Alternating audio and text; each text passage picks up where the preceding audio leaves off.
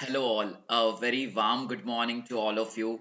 I welcome you to the Business Standard newspaper analysis of 27th of November, that is of today. My name is Rahul Kopulwar and I'm your faculty for general awareness.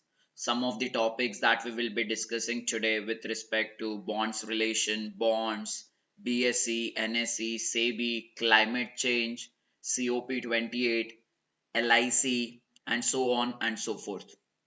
So first news is with respect to BSE, NSE as well as something about small and medium enterprises. तो अगर कोई भी entity है वो छोटी है या फिर वो मीडियम एंटरप्राइजेस है तो वो डायरेक्टली अपने शेयर्स स्टॉक एक्सचेंज पे लिस्ट नहीं कर सकती है।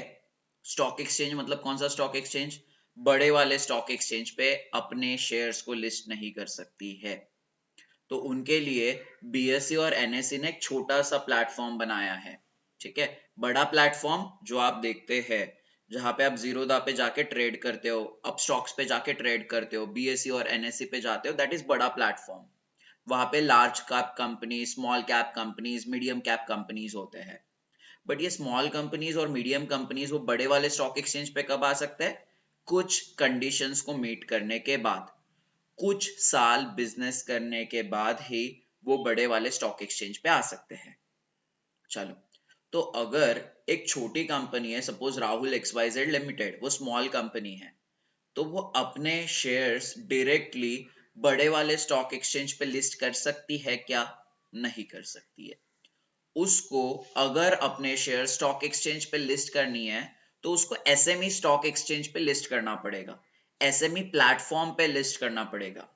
ठीक है, एसएमई प्लेटफॉर्म छोटा platform as compare to normal stock exchanges, as compare to large stock exchanges. तो राहुल एक्सवाइजेड लिमिटेड पहले एसएमई प्लेटफॉर्म पे जाएगा और अपने शेयर्स को लिस्ट करेगा।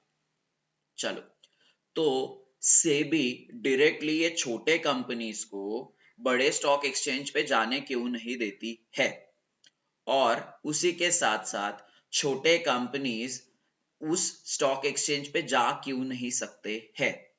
ठीक है, पहली तो बात कंपनी की ओर से देखो यार, अगर वो बड़े स्टॉक एक्सचेंज पे जाना चाह रहे हैं तो उनको बहुत ज्यादा डॉक्यूमेंटेशन लगेगा, उनको बहुत ज्यादा स्ट्रिंजेंट प्रोसीजर्स फॉलो करनी पड़ेगी, उसके लिए उनको मैन पावर भी तो लगेगा।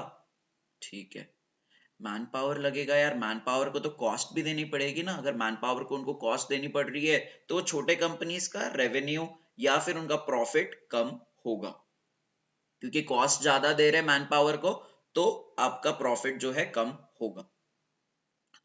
तो कंपनीज अपना स्टॉक डायरेक्टली बड़े स्टॉक एक्सचेंज पे इसलिए भी नहीं लगाना चाहती है क्योंकि उनका कॉस्ट ज्यादा हो जाएगा। अगर कॉस्ट ज्यादा है तो उसके वजह से उनका प्रॉफिट कम हो जाएगा। ठीक है, अभी इन्वेस्टर्स के लिए क्या? सेबी इन्वेस्टर्स के लिए भी तो सोचती है। सेबी का काम क्या है? To protect the interest of investors. तो सेबी बोलती है कि यार ये छोटे कंपनीज अगर डायरेक्टली बड़े प्लेटफॉर्म पे चले जाएंगे ना तो वहां पे बहुत सारे इन्वेस्टर्स रहेंगे, बहुत सारे छोटे छोटे इन्वेस्टर्स भी रहेंगे। ठीक है, तो ये जो छोटे कंपनीज है इनके डूबने के भी चांसेस बहुत ज्यादा होते हैं, क्योंकि नहीं पता इनका बिजनेस चल पाएगा या नहीं चल पाएगा। तो अगर ये छोटे कंपनीज बड़े स्टॉक एक्सचेंज पे जा रहे हैं, बड़े स्टॉक एक्सचेंज पे क्योंकि छोटे छोटे रिटेल इन्वेस्टर्स भी होते हैं, तो उनका पैसा डूबने का बहुत ज्यादा चांसेस होता है। क्योंकि अगर कंपनी डूब गई, कंपनी के स्टॉक्स नीचे आएंगे। कंपनी के अगर स्टॉक्स नीचे आएंगे, अगर राहुल जैसे छोटे इन्वेस्टर ने अगर वो कंपनी में इन्वेस्ट किया है तो राहुल का वहां पे लॉस भी होगा। तो इसलिए सेबी चाहती है कि इन्वेस्टर्स का इंटरेस्ट सेफ रखने के लिए छोटे छोटे कंपनीज को डायरेक्टली बड़े स्टॉक एक्सचेंज पे ना आने दे। तो उनको क्या करना पड़ेगा? स्मॉल मीडियम प्लेटफॉर्म पे ही अपने शेयर्स को स्टार्टिंग में लिस्ट करना पड़ेगा। तो एसएमई प्लेटफॉर्म पे इतने इन्वेस्टर्स नहीं होते हैं। एसएमई प्लेटफॉर्म पे अगर 100 इन्वेस्टर्स है तो आपके जो बड़े स्टॉक एक्सचेंजेस है, बड़े प्लेटफॉर्म्स है, उन पे आपके 1000 इन्वेस्टर्स होते हैं। तो एसएमई प्लेटफॉर्म पे छोटे छोटे ही इन्वेस्टर्स होते हैं, थोड़े ही इन्वेस्टर्स होते हैं। समझ गया? कंपनी नहीं जा सकती है, कंपनी जाना भी नहीं चाहती है क्योंकि उनका नेट प्रॉफिट नीचे आ जाएगा। इन्वेस्टर्स का इंटरेस्ट भी सेव करने के लिए सेबी ये छोटे छोटे कंपनीज को बड़े प्लेटफॉर्म पे अपने शेयर्स लिस्ट करने नहीं देती है। क्यों? क्योंकि ये छोटे कंपनीज का भरोसा नहीं होता है कि ये कितने दिन तक सस्टेनेबल रहेगी। अगर वो कंपनी डूब गई तो राहुल जैसे इन्वेस्टर ने वो कंपनी में अगर इन्वेस्ट किया होगा तो राहुल जैसे इन्वेस्टर का भी पैसा डूब जाएगा। तो इसीलिए सेबी चाहती है कि ये छोटे मोटे कंपनीज है वो एसएमई प्लेटफॉर्म पे ही अपने शेयर्स को लिस्ट करे। चलो, तो ये जो बीएसई और एनएसई ने ये छोटा प्लेटफॉर्म निकाला है, कब निकाला है यार? ये प्लेटफॉर्म निकाला है 2012 में। तो 2012 से एसएमई प्लेटफॉर्म निकला हुआ है। तो छोटे छोटे कंपनीज पहले एसएमई प्लेटफॉर्म पे जाएगी और अपने शेयर्स को लिस्ट करेगी। ये प्लेटफॉर्म कब निकाला है? मार्च 2012 को। ठीक है। अभी यार छोटे छोटे प्लेटफॉर्म पे कितने दिन रहेंगे ना ये कंपनीज? ठीक है, ज्यादा दिन तो नहीं रहेंगी। क्यों? क्योंकि उसको उनको ज्यादा से ज्यादा इन्वेस्टर्स चाहिए। ज्यादा से ज्यादा इन्वेस्टर्स मतलब उनके पास ज्यादा से ज्यादा पैसा आएगा। ठीक है, जब ज्यादा से ज्यादा पैसा आएगा तभी तो हम ग्रो कर पाएंगे ना, तभी तो स्मॉल कंपनीज ग्रो कर पाएगी। ठीक है, तो इसलिए स्मॉल कंपनीज को बड़े स्टॉक एक्सचेंज पे जाना अनिवार्य है, उनको जाना बेहद इंपॉर्टेंट है। तो बट उनके लिए कुछ कुछ क्राइटेरिया है, वो क्राइटेरिया उनको फॉलो करना पड़ेगा। क्या क्या क्राइटेरिया है अभी हमें वो देखना है। Where the applicant will be required to have a net worth of at least 15 crore for the preceding 2 financial year। पिछले 2 फाइनेंशियल ईयर में कंपनी का नेटवर्थ 15 करोड़ तो होना चाहिए ही चाहिए, ये पहली कंडीशन है। Net worth assets minus liabilities. ठीक है, अगर कंपनी के एसेट्स है 100 करोड़, कंपनी की लाइबिलिटीज है 50 करोड़, तो उस केस में कंपनी का नेटवर्थ कितना हो गया? 50 करोड़। कंपनी का एसेट्स है 200 करोड़, कंपनी की लाइबिलिटी है 50 करोड़, तो उस केस में नेटवर्थ कितना हो गया? 150 करोड़। तो नेटवर्थ जब भी 15 करोड़ के ऊपर है पिछले 2 साल में, तो एक कंडीशन को फुलफिल किया जा रहा है ये एसएमईज के द्वारा, स्मॉल एंड मीडियम एंटरप्राइजेस के द्वारा। चलो, the applicant firm needs to be listed on SME platform for at least 3 years। उनको एसएमई प्लेटफॉर्म पे 3 साल के लिए रहना पड़ेगा। Besides they need to have 250 public share holders before shifting to the main board. Public share holders मतलब क्या? पहले तो आपको समझना पड़ेगा प्राइवेट शेयर होल्डर्स मतलब क्या, प्रमोटर्स मतलब क्या। ऐसे लोग जो कंपनी स्टार्ट करते हैं उनका प्रमोटर्स बोलते हैं। ऐसे लोग जब कंपनी नई नई खुली है तब कंपनी में स्टार्टिंग में इन्वेस्टमेंट करते हैं तो उसको आप प्रमोटर बोलते हो। Suppose Reliance has been started by Dhirubhai Ambani, so Dhirubhai Ambani is a promoter. Dhirubhai Ambani के किसी फ्रेंड ने उनको पैसा दिया एट द इनिशियल स्टेजेस, जब कंपनी बन रही थी तभी उनको पैसा दिया गया है धीरूभाई अंबानी को फ्रॉम हिज फ्रेंड, तो his friend will also be called as a promoter. ठीक है। Private party, private party, private share holders मतलब क्या यार? यार मैंने ना मेरे चाची को, मेरे चाचा को, मेरे बहन को, मेरे भाई को, मेरे क्लोज रिलेटिव्स को मैंने मेरे शेयर्स दिए हुए हैं। मैंने मेरे जाने पहचाने लोगों को शेयर्स दिए हुए हैं। मैंने मेरे कंपनी में ओनरशिप दी हुई ही है। So that is known as private issue, that is known as private share holders. Private share holders मेरे जाने पहचाने हुए लोगों को अगर मैंने शेयर्स दिया है, मैंने मेरे कंपनी ने शेयर्स दिया है, तो उसको आप प्राइवेट शेयर होल्डर्स बोलोगे। पब्लिक शेयर होल्डर्स मतलब आम जनता, मेरे जैसे लोग, आप जैसे लोग जिनका कोई भी रिलेशन नहीं है कंपनी के साथ, जो प्रमोटर भी नहीं है, उनका कोई भी रिलेशन नहीं है कंपनी के साथ, they are known as public share holders. तो ऐसे पब्लिक शेयर होल्डर्स से minimum 250 public share holders company के पास होने चाहिए ऑन एसएमई प्लेटफॉर्म। चलो, और ऑपरेटिंग प्रॉफिट पिछले 2 साल में जो ऑपरेटिंग प्रॉफिट होना चाहिए वो पॉजिटिव होना चाहिए कंपनी का। पिछले 3 साल का फाइनेंशियल ईयर देखेंगे, उसमें कोई भी 2 साल में ऑपरेटिंग प्रॉफिट होना चाहिए। और प्रॉफिट आफ्टर टैक्स भी पॉजिटिव होना चाहिए। टैक्स भरने के बाद भी जो भी प्रॉफिट बचता है वो भी पॉजिटिव होना चाहिए। कब होना चाहिए? पिछले साल में। तो लेट्स से हमें मेन एक्सचेंज पे जाना है 2025 को, तो 2024 वाले फाइनेंशियल ईयर में ना हमारा प्रॉफिट आफ्टर टैक्स पॉजिटिव होना चाहिए। पॉजिटिव मतलब 1 रुपए भी हो सकता है, 0.5 रुपीज भी हो सकता है, 2 रुपीज भी हो सकता है, 100 करोड़ भी हो सकता है, 1000 करोड़ भी हो सकता है। ठीक है, बट पॉजिटिव होना चाहिए। Paid up equity capital of the applicant कितना होना चाहिए? Should be more than 10 crore and market capitalization should be at least 25 crore. Market capitalization, number of shares in the market into current price of share is known as market capitalization. This we have already studied. Paid up equity capital मतलब क्या यार? 100 shares Reliance ने issue किए हैं at the price of 10 rupees, ठीक है, तो company को पैसा मिला है शेयर होल्डर्स के तरफ से 90 शेयर्स का, ठीक है, मतलब कंपनी को कितना पैसा मिला है यार? कंपनी को मिला है 9,000 रुपए। 100 शेयर्स थे, 10 रुपए पे इशू किए थे, सो 100 शेयर्स थे, 10 रुपए पे इशू किए थे मान के चलो, so the total value of that share capital would be 1,000 rupees, ठीक है, उसमें से 90 शेयर्स का ही पैसा कंपनी को मिला हुआ है, सो 90 इंटू 10 कितना हो गया? 900 rupees. So 900 rupees would be your paid up capital and बाकी 100 rupees would be your unpaid capital, unpaid equity capital. तो ऐसा पैसा जो भी इक्विटी इशू करने के बाद कंपनी को आया हुआ है उसको आप पेड अप इक्विटी कैपिटल बोलोगे। 100 शेयर्स में से क्योंकि 90 शेयर्स का पैसा मिला है और 90 शेयर्स की वैल्यू है 900 रुपए, so that 900 rupees would be the paid up equity capital of that particular company. तो ऐसा पेड अप इक्विटी कैपिटल जो भी एप्लीकेंट है, जो भी छोटी कंपनी है, उनका paid up equity capital minimum 10 crore तो होना ही होना चाहिए, ठीक है। और एक चीज बोली गई है अमॉन्ग अदर पैरामीटर्स, यार ये तो बेसिक चीज है यार। यहाँ पे क्या बोला है?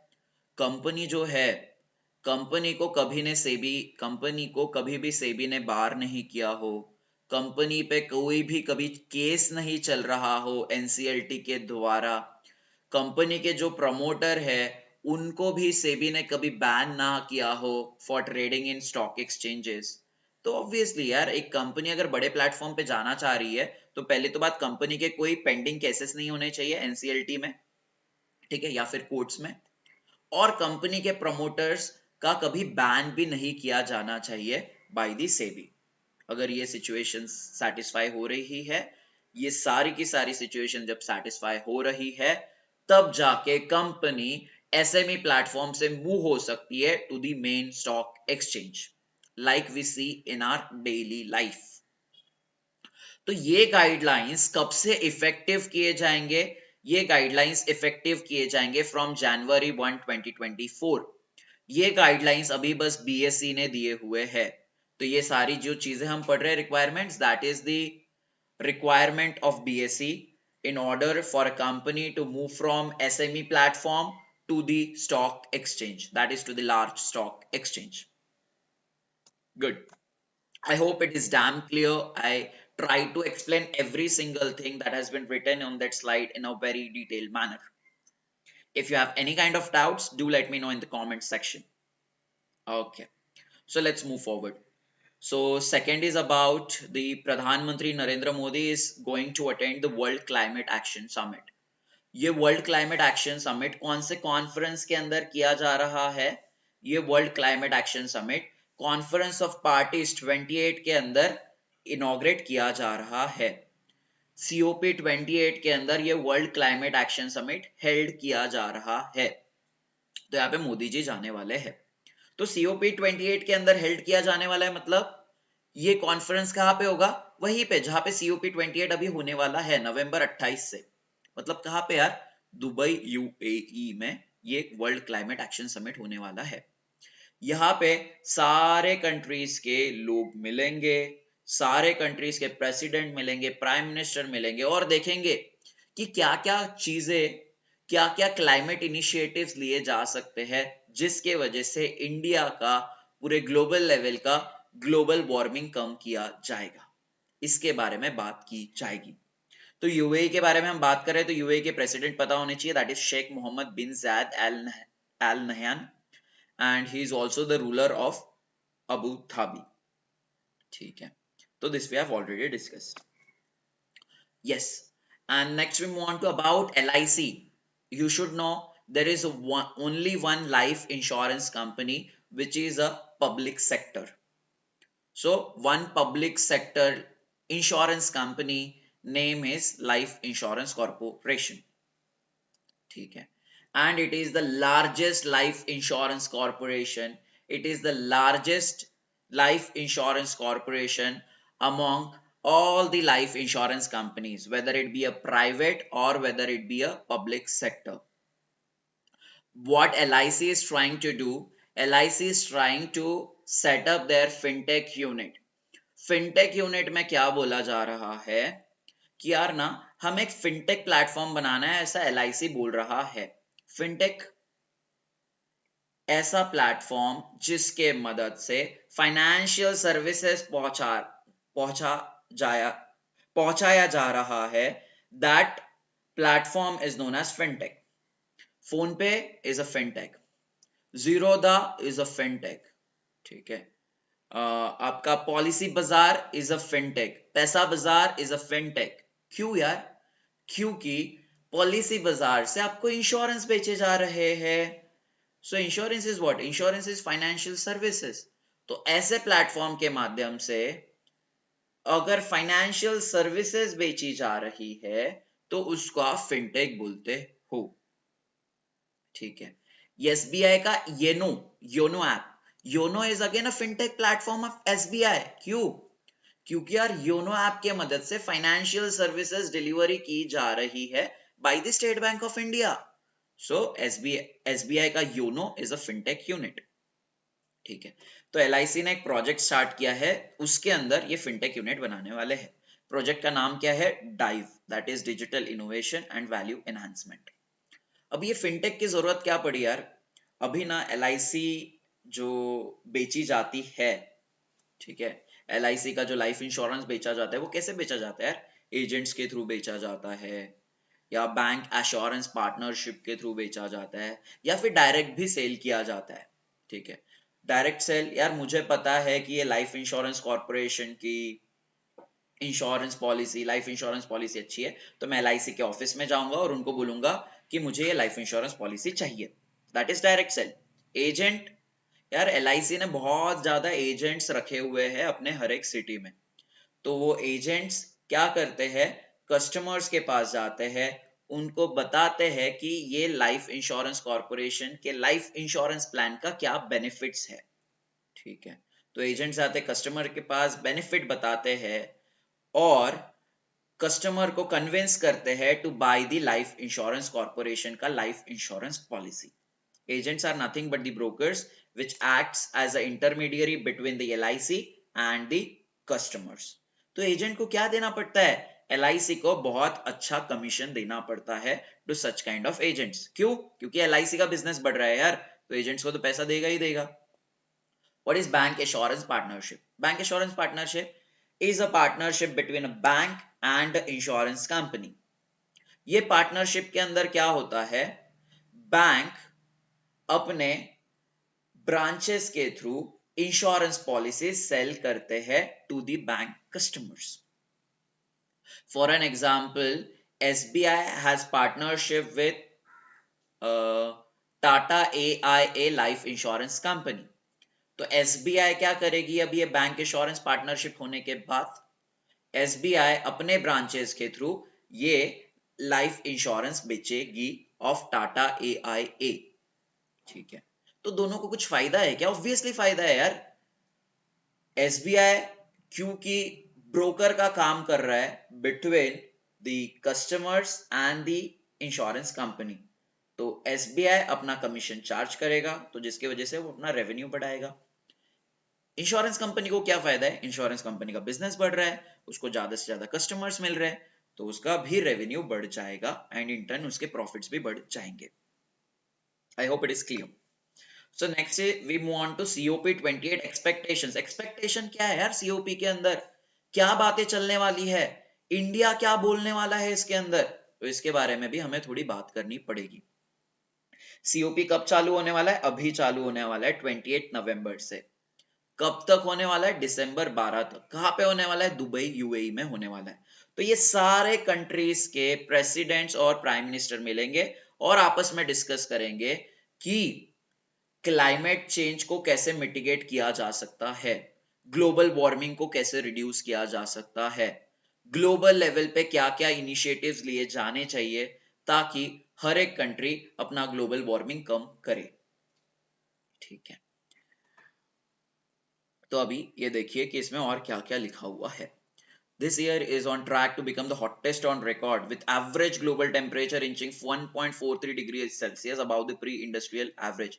So ऐसा माना जा रहा है कि 2023 सबसे वार्मेस्ट ईयर रहेगा ऑन आवर प्लैनेट।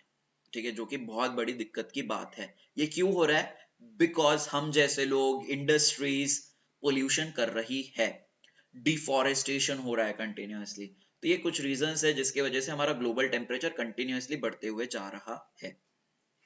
ठीक है, सो कितने लोग मिलने वाले हैं? रिप्रेजेंटेटिव्स, ऐसे प्राइम मिनिस्टर्स, प्रेसिडेंट्स या फिर मिनिस्टर्स ऐसे मिलके कम से कम ऐसे 100 नेशंस के लोग आने वाले हैं ये COP28 के लिए। ठीक है, हमारा एक पेरिस एग्रीमेंट साइन हुआ था कब? 2015 में। ठीक है, पेरिस एग्रीमेंट, ये कौन से नंबर का पेरिस एग्रीमेंट था? COP कॉन्फ्रेंस ऑफ पार्टीज कौन से नंबर का था? आप मुझे वो कमेंट सेक्शन में बताइए। पेरिस एग्रीमेंट 2015 में साइन हुआ था, तो वो कॉन्फ्रेंस ऑफ पार्टीज कौन से नंबर की थी? दैट कॉन्फ्रेंस ऑफ पार्टीज आप मुझे बताओगे या मैं ही बता दूं आपको? चलो मैं ही बता देता हूं। That conference of parties was 21, that is 7 years back, 7 to 8 year back हमने पेरिस एग्रीमेंट साइन किया था। वहां पे हमने बोला था कि यार जो भी हमारा ग्लोबल वार्मिंग रहेगा वो हमें 1.5 डिग्री सेल्सियस के अंदर ही रखना है। कितना रखना है? ग्लोबल वार्मिंग हमें 1.5 डिग्री सेल्सियस के अंदर रखना ही रखना है। बट अभी ऐसा देखा जा रहा है कि ये जो पेरिस एग्रीमेंट में चीजें लिखी हुई थी ये फॉलो नहीं होगी। क्यों? क्योंकि कंटिन्यूअसली पोल्यूशन बढ़ते जा रहा है और जिसकी वजह से ग्लोबल वार्मिंग बढ़ेगा। ठीक है, तो 2023 को आप ग्लोबल स्टॉक टेकिंग ईयर भी बोल रहे हो। क्यों? क्योंकि 2023 में एक्चुअल में कंट्रीज देखने वाले हैं कि यार 2015 में जो उन्होंने एग्रीमेंट साइन किया था ना, पेरिस एग्रीमेंट, उसके अंदर जो उन्होंने बोला था कि हमारा जो ग्लोबल वार्मिंग रहेगा 1.5 डिग्री सेल्सियस के ऊपर नहीं जाएगा, तो ये ऊपर सीरियसली गया हुआ है या नहीं गया हुआ है, इसका सर्वे 2023 में किया जाएगा, ऐसा बोलना है। So that why it is called as a global stock taking year. चलो, so OECD ने बोला है कि developed nations has finally met the goal of providing $100 billion annually for climate action in developing countries. ठीक है यार, हमें पता है ये डेवलप्ड कंट्रीज के वजह से ही ना ग्लोबल वार्मिंग बहुत बड़ा है। ठीक है, क्यों? क्योंकि यार यूके में इतने ज्यादा इंडस्ट्रीज है थे, यूएसए में इतने ज्यादा इंडस्ट्रीज थे और अभी भी है, रशिया में इतने ज्यादा इंडस्ट्रीज है, फ्रांस में इतने ज्यादा इंडस्ट्रीज है। तो इन्होंने पिछले 50 साल से जो भी ये एक्टिविटीज कर रहे, इंडस्ट्रियल एक्टिविटीज कर रहे, उन्हीं के वजह से तो ग्लोबल वार्मिंग बढ़ा है, ऐसा इंटरनेशनल कम्युनिटी का मानना है। तो इसलिए डेवलपिंग कंट्रीज बोल रहे हैं यार हमने तो कुछ गलती ही नहीं की है, तो हम क्यों फालतू में क्लाइमेट चेंज जैसे प्रॉब्लम्स में हमारा पैसा इन्वेस्ट करें। ठीक है, हम पैसा इन्वेस्ट भी तो नहीं कर सकते यार। हम अगर क्लाइमेट चेंज में ही पूरा पैसा डालेंगे तो पोवर्टी को कैसे भगाएंगे, हेल्थ केयर को कैसे इंप्रूव करेंगे। ठीक है, तो इसलिए डेवलपिंग कंट्रीज बोलती है कि हमें डेवलप्ड कंट्रीज से पैसा दे दो क्योंकि उनकी गलती हम क्यों भुगतेंगे। तो इसलिए डेवलप्ड कंट्रीज बहुत ज्यादा इन्वेस्टमेंट कर रही है डेवलपिंग कंट्रीज के अंदर। आप देखते हो यूएसए ने इंडिया को पैसा दिया, जापान ने इंडिया को पैसा दिया। क्यों? क्योंकि इंडिया अपने क्लाइमेट चेंज इनिशिएटिव्स में के थ्रू अपना ग्लोबल वार्मिंग कम कर सके, अपना नेट जीरो का टारगेट अचीव कर सके, अपने कंट्री में ज्यादा से ज्यादा रिन्यूएबल एनर्जी इनिशिएटिव्स ले सके। तो इसके लिए ये डेवलप्ड कंट्रीज डेवलपिंग कंट्रीज को पैसा देगी।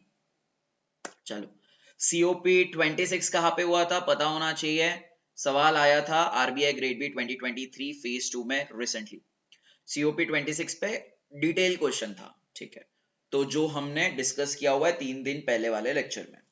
COP26 कहाँ पे हुआ था? Glasgow, Scotland. COP27 कहाँ पे हुआ था? इजिप्ट में हुआ था। चलो, तो यहाँ पे क्या बात हुई थी पिछले साल के COP 27 में कि हमें ना लॉस और डैमेज फंड एक बनाना चाहिए। क्या बनाना चाहिए? लॉस और डैमेज फंड बनाना चाहिए to bankroll climate adaptation efforts of the particular vulnerable countries that are facing the impact of global warming caused by historical polluters in developing economies।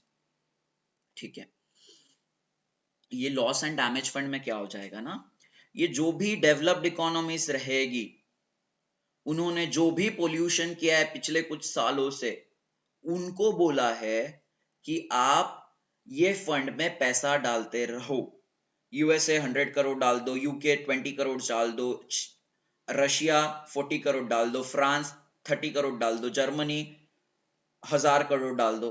तो ये developed countries को बोला है कि यार लॉस एंड डैमेज फंड में ना आपको पैसा कंटिन्यूअसली डालते रहना है, और ये पैसा यूज करके डेवलपिंग कंट्रीज को पैसा दिया जाएगा, जिसके वजह से वो क्लाइमेट चेंज रिगार्डिंग इनिशिएटिव्स ले सके। चलो, so but draft does not make it obligatory on the developed world to contribute to the fund, but यही दिक्कत है कि ऑब्लिगेशन नहीं किया हुआ है अब तक। ठीक है, तो यूएसए, रशिया, इन पे कोई भी ऑब्लिगेशन नहीं है कि ये फंड में उनको पैसा डालना है। बट मुझे ऐसा लगता है, मैं थोड़ा ऑप्टिमिस्ट हूँ कि COP 28 में शायद इसकी बात की जाएगी कि ये ऑब्लिगेटरी होना चाहिए। अगर ये ऑब्लिगेटरी होगा तो ही जाके पूरे वर्ल्ड में ग्लोबल वार्मिंग कम हो सकता है। ठीक है, तो ऐसा मानना है कि ये जो LDF है ना, इसकी जो रिस्पॉन्सिबिलिटी देनी चाहिए, इसको मैनेज करने की रिस्पॉन्सिबिलिटी देनी चाहिए, वर्ल्ड बैंक को देनी चाहिए।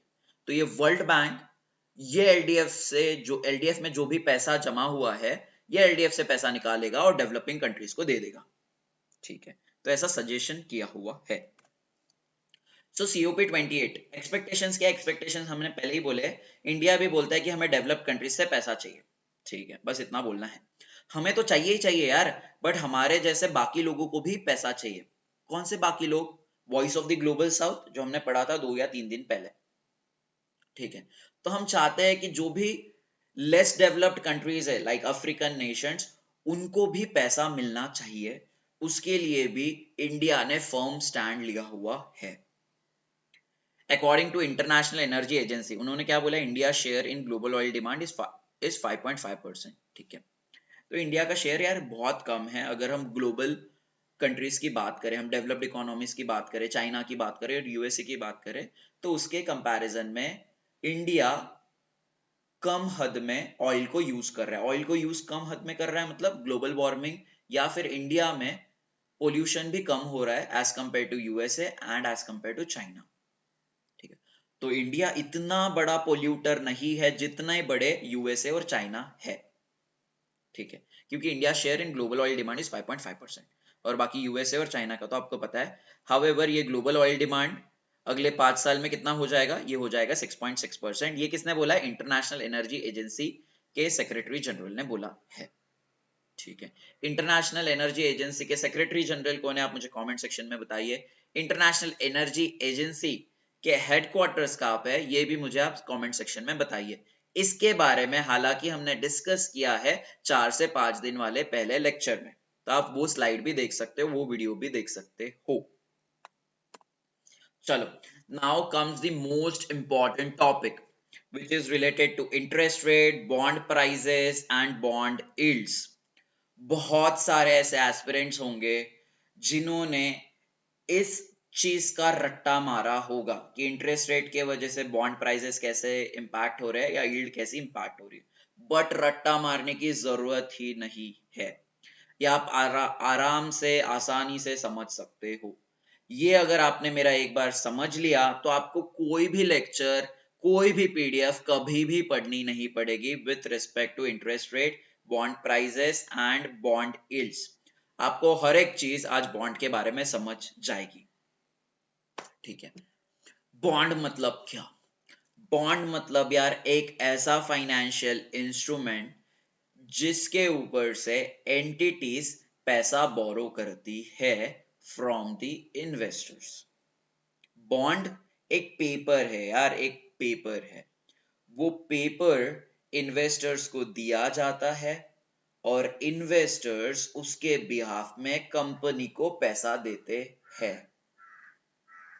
ठीक है, कुछ नहीं, क्या है, पेपर है कि पेपर ये इन्वेस्टर्स को दिया जाता है, इन्वेस्टर्स उसके अगेंस्ट में कंपनी को पैसा देते हैं, उसको आप बॉन्ड बोलते हो। ठीक है, सपोज रिलायंस ने 100 रुपीज का बॉन्ड बनाया है, 100 रुपीज का बॉन्ड बनाया है, मतलब वो ये 100 रुपीज का बॉन्ड इन्वेस्टर को दे रहा है। तो 100 रुपीज का बॉन्ड है, बॉन्ड प्राइस 100 रुपीज है। ठीक है, तो इन्वेस्टर को बोलेगा कि इसके अगेंस्ट में आप मुझे 100 रुपीज दे दो। हम आपको क्या देंगे, एक बॉन्ड दे देंगे। बॉन्ड क्यों देना है यार, क्योंकि इन्वेस्टर ने पैसा दिया है तो उनको कुछ कागज भी तो चाहिए, कुछ रिटर्न प्रूफ भी तो चाहिए। That return proof is nothing but the bond. अगर इन्वेस्टर राहुल इन्वेस्टर है, अगर राहुल रिलायंस को पैसा दे रहा है तो रिलायंस भी कुछ ना कुछ देगा ना राहुल को। तो रिलायंस ने राहुल को बॉन्ड दे दिया। राहुल का क्या फायदा है, राहुल को अपने इन्वेस्टमेंट पे इंटरेस्ट रेट मिल रहा है। इंटरेस्ट रेट जो बॉन्ड पे मिलता है उसको आप कूपन बोलते हो, उसको आप बोलते हो कूपन या कूपन रेट। तो 100 रुपए का इन्वेस्टमेंट राहुल ने किया है, उस पे रिलायंस अगर 8% का कूपन रेट दे रही है पर एनम, तो राहुल को उसके 100 रुपए के इन्वेस्टमेंट पे रिलायंस के तरफ से 8 रुपए हर साल आएंगे। Cool, get it sir. What is the face value of a bond, ऐसा प्राइस जो बॉन्ड पे लिखा हुआ होता है उसको आप फेस वैल्यू बोलते हो। 100 रुपए का बॉन्ड है, 100 रुपए की वैल्यू फेस 100 रुपए आपके पेपर पे लिखा हुआ है, उसको आप face value of a bond बोलोगे। ठीक है, अभी इसका क्या फायदा है, ठीक है, और उसके साथ पहले दो और कंसेप्ट समझ लो कि bonds are issued at a discount and bonds are issued at a premium also. ठीक है यार, 100 रुपीज का बॉन्ड है, दैट इज उसका फेस वैल्यू है। ऐसा वैल्यू जो बॉन्ड के पेपर पे लिखा हुआ होता है दैट इज फेस वैल्यू। ठीक है, तो 100 रुपीज का बॉन्ड है, ठीक है, 100 रुपीज का फेस वैल्यू है। इन्वेस्टर, लेट्स से एक रुचि सोया जैसी कंपनी है, उसके बॉन्ड की डिमांड ही नहीं है मार्केट में। क्यों, क्योंकि उसकी फाइनेंशियल कंडीशन बहुत खराब चल रही है। तो ऑब्वियसली ऐसे फाइनेंशियल कंडीशन वाले कंपनी में कोई पैसा अपना इन्वेस्ट करना के लिए ही नहीं देखेगा। तो रुचि सोया का 100 रुपीज का फेस वैल्यू का बॉन्ड है। रुचि सोया बोलती है ठीक है यार, आप 100 रुपीज का मत खरीदो क्योंकि आप हमारा बॉन्ड खरीदोगे नहीं, हमें पता है, क्योंकि हमारी कंडीशन ही बेकार है। तो रुचि सोया बोलती है कि हम 50 रुपीज पे आपको बॉन्ड दे देंगे। ठीक है, हम क्या बोल रहे हैं यहाँ पे, 50 रुपीज पे बॉन्ड मिलने वाला है इन्वेस्टर्स को, बट उसकी फेस वैल्यू कितनी है, 100 रुपीज। तो यहाँ पे हम बोल रहे हैं कि बॉन्ड जो बेचा जा रहा है डिस्काउंट पे बेचा जा रहा है।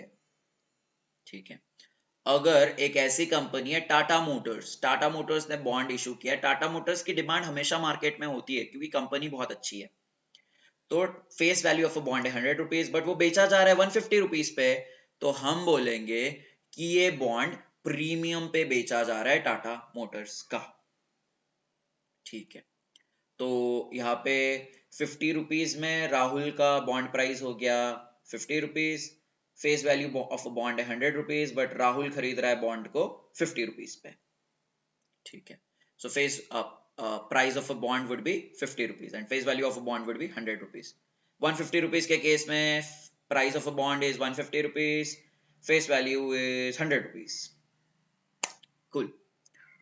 So आपको जो इंटरेस्ट रेट दिया जाता है बॉन्ड के ऊपर, वो कौन से प्राइस पे दिया जाता है, जिस प्राइस पे आप खरीदते हो बॉन्ड प्राइस पे दिया जाता है या फिर फेस वैल्यू पे दिया जाता है, फेस वैल्यू पे दिया जाता है, जो मैंने आपको बताया 100 रुपीज का फेस वैल्यू है, उसी पे आपको 8% का इंटरेस्ट मिलेगा। आप कितने पे उसको खरीद रहे हो उसका मैटर नहीं करता है। इसको रट्टा मारना पड़ेगा क्या, बिल्कुल नहीं मारना पड़ेगा। क्यों, क्योंकि यार आप 100 रुपीज का अगर लोन ले रहे हो बैंक में जाके, तो आप किस चीज पे आप इंटरेस्ट दे रहे हो, 100 रुपीज पे अगर आप लोन ले रहे हो, that 100 rupees would be called as a principal amount. तो आप किस पे लोन चुकता कर रहे हो, आप किस पे इंटरेस्ट दे रहे हो, आप वो 100 रुपीज पे ही इंटरेस्ट प्रोवाइड कर रहे हो बैंकों को। ठीक है, 100 रुपीज पे ही आप ईएमआई पे कर रहे हो बैंकों को। तो जिस चीज पे आप खरीद रहे हो, आई मीन जिस चीज पे आपने लोन लिया है उसी चीज पे आपको इंटरेस्ट रेट देना पड़ रहा है बैंकों को, ठीक है। तो प्रिंसिपल पे आप इंटरेस्ट रेट प्रोवाइड करोगे। तो यहाँ पे बॉन्ड का प्रिंसिपल क्या हो गया? बॉन्ड का principal is nothing but the face value of a bond, ठीक है। तो प्रिंसिपल पे अगर आप इंटरेस्ट रेट बैंक पे दे रहे हो तो वही प्रिंसिपल पे आपको बॉन्ड पे भी इंटरेस्ट रेट मिलेगा यार, ठीक है। तो बॉन्ड का principal is nothing but the face value. Face value का दूसरा नाम है par value. So principal value, face value and par value is the same thing, ठीक है। तो यहां तक आपको समझ गया है कि what is the coupon rate of a bond, price of a bond, ये मैंने आपको बता दिया है। व्हाट इज यील्ड, ठीक है। तो टोटल रिटर्न जो राहुल को मिल रहा है उसके बॉन्ड इन्वेस्टमेंट पे, that is termed as bond yield, ठीक है। सपोज एग्जाम्पल लो, face value of a bond is 100 rupees, आपने परचेज किया है वो बॉन्ड 90 रुपीज पे, आपको इंटरेस्ट रेट मिल रहा है पर एनम में 8% का। तो आपको कितना इंटरेस्ट रेट मिल रहा है, एक साल के अंदर कितना इंटरेस्ट पेमेंट मिलने वाला है आपको? 8 रुपीज। सो 8 रुपीज का आपको इंटरेस्ट रेट मिल रहा है। 8 rupees is your profit for that particular 1 year, ठीक है। तो जब भी आप प्रॉफिट परसेंटेज निकालते हो, yield is nothing but the profit percentage. तो प्रॉफिट परसेंटेज आप निकालते हो, किस पे निकालते हो? कॉस्ट प्राइस पे निकालते हो आप, ठीक है। तो यहाँ पे आप वही चीज करोगे। आपको रिटर्न प्रॉफिट कितना हुआ एक साल का? 8 रुपीज हुआ है। आप किस पे प्रॉफिट परसेंटेज निकालोगे? कॉस्ट प्राइस पे। कॉस्ट प्राइस क्या है बॉन्ड का? 8 रुपीज/90। So the bond yield would be 8.89%। Simple. जब बॉन्ड की प्राइस बढ़ जाएगी उस केस में क्या होगा? उस केस में आपको इंटरेस्ट रेट कितना दिया जाएगा बॉन्ड पे? वो तो 8% ही रहेगा क्योंकि वो तो फेस वैल्यू पे मिल रहा है। So interest rate would be 8 rupees only. But इस केस में आपका बॉन्ड यील्ड डिक्रीज हो जाएगा। कैसे डिक्रीज हो जाएगा यार? क्योंकि आपने हाई कॉस्ट पे कुछ चीज बाय की है ना। आपने अगर कुछ चीज हाई कॉस्ट पे बाय की है तो ऑब्वियसली आपको जो प्रॉफिट्स आएंगे वो कम रहेंगे, ठीक है। तो यहाँ पे अगर राहुल ने बॉन्ड 110 रुपए पे बाय किया है तो क्या होगा? राहुल का यील्ड कितना आएगा? 8 रुपीज/110 rupees. So the yield would be 7.27%, ठीक है। तो पहले जब आप 90 रुपए में कुछ चीज खरीद रहे थे उस केस में आपको बॉन्ड यील्ड ज्यादा मिल रहा है, आपको इस पे प्रॉफिट ज्यादा मिल रहा है। बट जब आप किसी चीज को ज्यादा प्राइस पे खरीद रहे हो, बॉन्ड को आप ज्यादा प्राइस पे खरीद रहे हो, तो आपको जो भी प्रॉफिट मिलता है वो ऑब्वियसली कम मिलेगा। That's why the yield would be less, ठीक है। तो क्या हो रहा है? जैसे जैसे बॉन्ड प्राइस बढ़ रहा है वैसे वैसे यील्ड डिक्रीज होगा, ठीक है। अ सिंपल थिंग, ठीक है। और एक एग्जांपल ले लो, 5 साल का एग्जांपल ले लो, ठीक है। सपोज कंपनी 5 साल के लिए 8-8 रुपए दे रही है। 8-8 रुपए मतलब कितना हो रहा है? 5 साल के लिए 8 रुपए मतलब 40 रुपए हो गया। तो 5 साल में 40 रुपए का प्रॉफिट हुआ है। किसको प्रॉफिट हुआ है? राहुल को प्रॉफिट हुआ है। तो 40 पर उसने बॉन्ड कितने में खरीदा था? बॉन्ड उसने खरीदा था 90 रुपीज पे। तो इस केस में राहुल का प्रॉफिट वुड बी राहुल का प्रॉफिट और बॉन्ड यील्ड वुड बी 44%। तो सेम चीज ले लो यार, 40 रुपए का 5 साल के लिए आपको इंटरेस्ट रेट मिल रहा है, उतना प्रॉफिट आपको मिल रहा है। तो 40 बाय आप 110 कर लो, आपको इसमें प्रॉफिट कितना मिल रहा है? 36%, ठीक है। तो the thing that you need to remember over here is, जैसे जैसे आपका बॉन्ड प्राइस बढ़ेगा वैसे वैसे आपका प्रॉफिट कम होते रहेगा, वैसे वैसे आपका यील्ड कम होते रहेगा। चलो, so what is the relation between interest rate, bond price and bond yield? Again और थोड़ा बैंक डिपॉजिट्स की तरफ जाते हैं। इंटरेस्ट रेट मतलब क्या यार? बैंक डिपॉजिट्स पे जो भी आपको इंटरेस्ट रेट मिलता है वो हम इंटरेस्ट रेट की यहाँ पे हम बात कर रहे हैं। अगर बैंक के डिपॉजिट्स पे अगर आपको इंटरेस्ट रेट ज्यादा मिल रहा है तो आप बॉन्ड्स पे इन्वेस्ट करने के लिए देखोगे क्या? नहीं देखोगे। क्यों? Because bank deposits are a safest instrument when we compare to corporate bonds, when we compare to bonds of a companies. तो अगर आपको बैंक्स में ही अगर आपको अच्छा इंटरेस्ट रेट मिल रहा है तो क्यों आप बॉन्ड्स खरीदोगे ना? ठीक है। तो बैंक डिपॉजिट्स इंपैक्ट करते हैं बॉन्ड यील्ड को। कैसे? समझ लो। तो सपोज मान के चलो बैंक डिपॉजिट पहले था इंटरेस्ट रेट 4% था, अभी बैंक डिपॉजिट बोल रहा है कि हम इंटरेस्ट आपको प्रोवाइड करेंगे 2% का। कब आप बैंक डिपॉजिट की तरफ अट्रैक्ट नहीं होगे? जब 4% से डिपॉजिट का इंटरेस्ट रेट पहुंच जाएगा 2% पे। ऑब्वियसली आप सोचोगे नहीं नहीं यार, मेरे में तो उसका कुछ फायदा नहीं है, मैं बॉन्ड्स में ही अपना पैसा इन्वेस्ट करके रखूंगा। ठीक है। तो यहाँ पे लोग क्या करेंगे? अपना पैसा जो भी बैंक में डिपॉजिट्स में पड़ा हुआ है वो निकाल लेंगे और वो सोचेंगे कि हम बॉन्ड मार्केट्स में अपना पैसा इन्वेस्ट करें, क्योंकि वहां पे मुझे ज्यादा कूपन रेट मिल रहा है। बैंक डिपॉजिट पे इंटरेस्ट रेट मिल रहा है 2%, बॉन्ड पे इंटरेस्ट रेट मिल रहा है 6%। तो लोग क्या सोचेंगे? बैंक डिपॉजिट से हम पैसा निकालेंगे और बॉन्ड्स में हम पैसा इन्वेस्ट करेंगे। तो अगर लोग बॉन्ड्स में ही इन्वेस्ट करने के लिए देखेंगे तो क्या हो जाएगा? बॉन्ड्स की डिमांड बढ़ जाएगी, बट उसका सप्लाई तो उतने का उतना है। जब बॉन्ड की डिमांड बढ़ जाती है एज कंपेयर टू सप्लाई, तो क्या हो जाएगा? बॉन्ड का प्राइस बढ़ जाएगा। आपको पता है ना, कोई भी चीज का डिमांड बढ़ जाता है as compare to it supply तो प्राइस बढ़ जाता है। इन्फ्लेशन हमें देखने के लिए मिलता है, सिंपल एज दैट। तो बॉन्ड का अगर डिमांड बढ़ जा रहा है क्योंकि उसका सप्लाई उतना का उतना है, तो आप क्या देखोगे? बॉन्ड प्राइस इंक्रीज होते हुए देखोगे। और जब आपको पता है बॉन्ड प्राइस इंक्रीज होता है तो तब जाके क्या होता है? आपका जो यील्ड्स है वो डिक्रीज होते हैं। Simple as that. ये जो भी चीज लिखी हुई है आप पढ़ लो, यहां से समझ में आ जाएगा आपको, जो चीज मैंने आपको बहुत अच्छे से एक्सप्लेन की है। So when the interest rate in deposit decreases, large amount of people move to invest in the bonds, which means demand of the bond will increase and supply being constant. Then what will happen? When demand increases, price of a bond will increase, which means yield will decrease.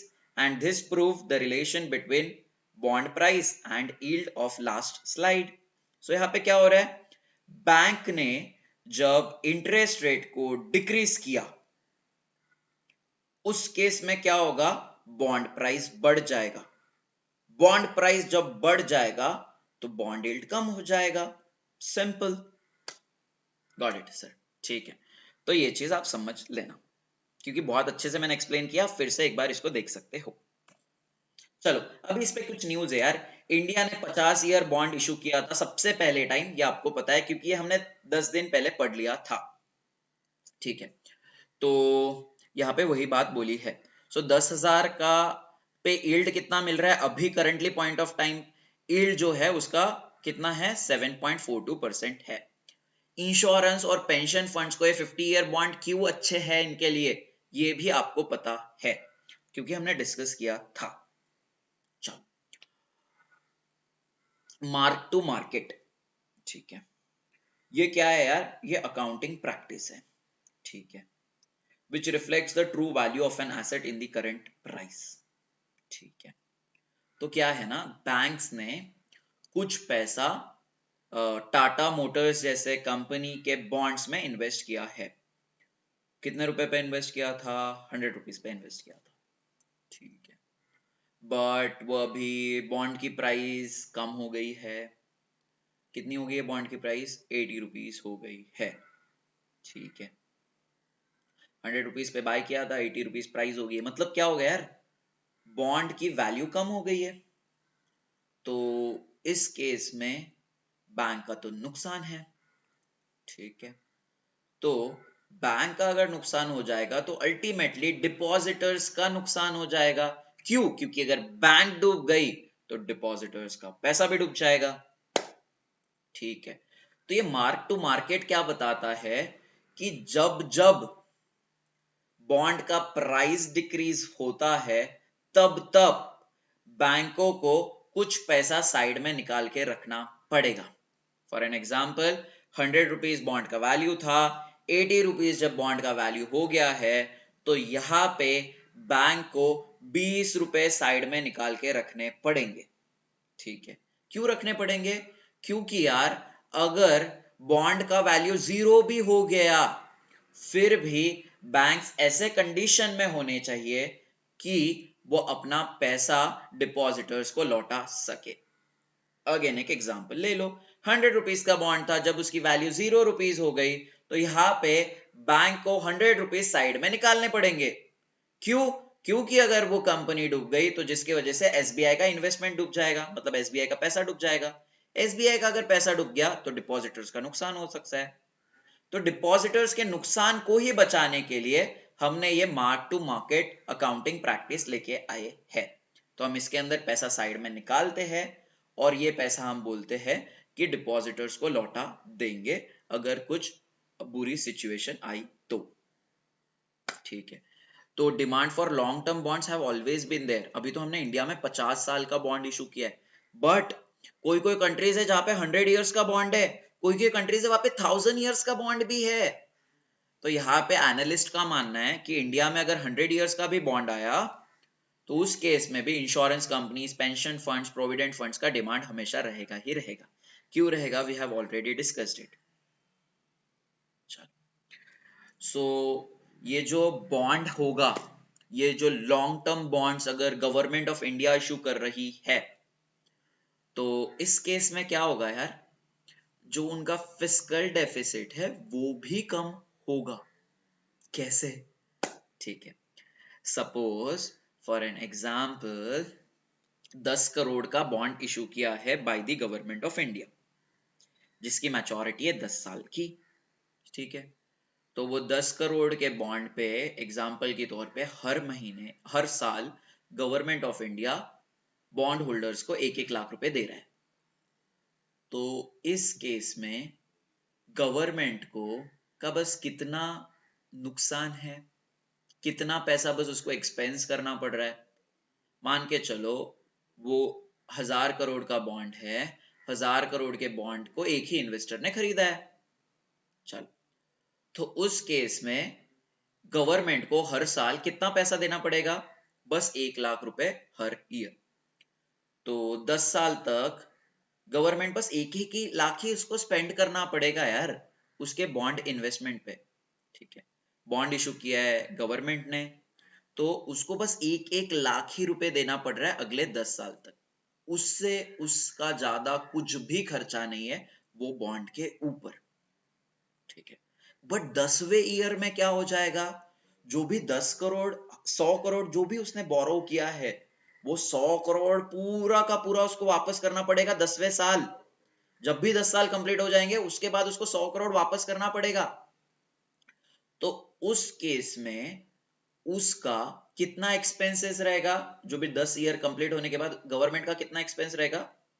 100 crore plus 1 lakh rupees after the completion of 10 year. तो उस case में government का कितना expenditure रहेगा? 100 crore plus 1 lakh. ठीक है, और पिछले 9 साल तक कितना बस उसका एक्सपेंडिचर था? 1-1 लाख रुपए। तो गवर्नमेंट का fiscal borrowing, that is fiscal deficit, बस कौन से साल में सबसे ज्यादा रहेगा? After the completion of 10 years, क्योंकि उस टाइम पे गवर्नमेंट एक्सपेंडिचर ज्यादा कर रहा है as compare to previous 9 years. तो 10वें साल में सबसे ज्यादा फिस्कल डेफिसिट हमें देखने के लिए मिल जाएगा। ठीक है, अभी 50 साल का बॉन्ड है यार, तो 50वें साल पे गवर्नमेंट को पूरा पैसा लौटाना पड़ेगा बॉन्ड होल्डर को, दैट इज 100 करोड़ रुपीस। ठीक है, तो गवर्नमेंट का फिस्कल डेफिसिट कौन से साल में सबसे ज्यादा रहेगा? In this 50 years, obviously after the completion of 50 years. तो इसीलिए गवर्नमेंट का फिस्कल डेफिसिट हमेशा ज्यादा नहीं रहेगा क्योंकि वो लंबे ईयर का बॉन्ड इशू कर रहा है।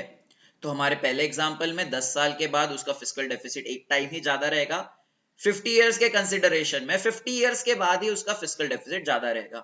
100 ईयर्स के कंसिडरेशन में 100 ईयर्स के बाद ही उसका फिस्कल डेफिसिट ज्यादा रहेगा। So which is a very good sign, क्योंकि अगर उसका एक्सपेंडिचर कम है तो वो जो एक्सपेंडिचर है वो दूसरे कामों में यूज कर सकता है, वो ग्रीन इनिशिएटिव्स ले सकता है, पोवर्टी भगा सकता है, हॉस्पिटल्स को इंप्रूव कर सकता है, which is a very good sign. ठीक है, सो ये लॉन्ग टर्म बॉन्ड्स गवर्नमेंट के लिए तो फायदेमंद तो है ही है, बट उसी के साथ इंश्योरेंस और पेंशन फंड्स के लिए भी बहुत फायदेमंद है ही है। चल, even 1000 years bond exist. Canada Pacific Corporation है, उन्होंने ये बॉन्ड को इशू किया था। There are also bonds with no maturity date. तो कनाडा पैसिफिक कॉर्पोरेशन है, उन्होंने 1000 ईयर का बॉन्ड इशू किया है, पता होना चाहिए। कुछ कुछ ऐसे बॉन्ड्स भी होते हैं यार जिनका ना कोई मैच्योरिटी डेट ही नहीं होती। अभी हमने बात किया 10 साल मैच्योरिटी डेट है, 50 साल मैच्योरिटी डेट है, 100 ईयर्स मैच्योरिटी डेट है, बट कुछ कुछ बॉन्ड्स ऐसे होते हैं जिनका मैच्योरिटी डेट्स ही नहीं है। तो ऐसे बॉन्ड्स जिनका मैच्योरिटी डेट नहीं है उनको आप परपेचुइटीज बोलते हो। उनको आप क्या बोलते हो? परपेचुइटीज बोलते हो। ये सवाल एग्जामिनेशन में आ सकता है, परपेचुइटीज मतलब क्या होते हैं। Such kind of bonds which have no maturity date are known as perpetuities. In such papers the issuer continues to pay coupon payment forever. ठीक है, रिलायंस ने बॉन्ड इशू किया है, उसका कोई मैच्योरिटी डेट ही नहीं है, तो रिलायंस क्या करेगा?